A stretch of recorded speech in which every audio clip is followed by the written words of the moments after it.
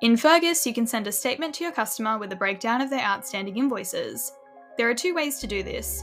Send a summary of activity for all jobs linked to a customer, or send a summary of activity for a specific job.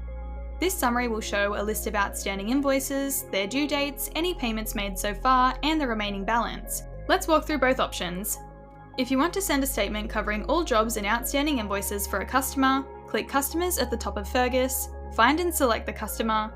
In the top left corner of their page, click Summary of Activity, and you can view, print, or email the statement from here. If you'd prefer to send a statement for just one job, open the job card for the relevant job, click on the Invoicing tab, and select the three dots next to the blue Invoicing button. Again, you'll have the option to view, print, or email the statement. If a customer needs a receipt instead of a statement, this must be sent from your accounting package. And that's all there is to it. Fergus makes it simple to keep customers informed and up to date.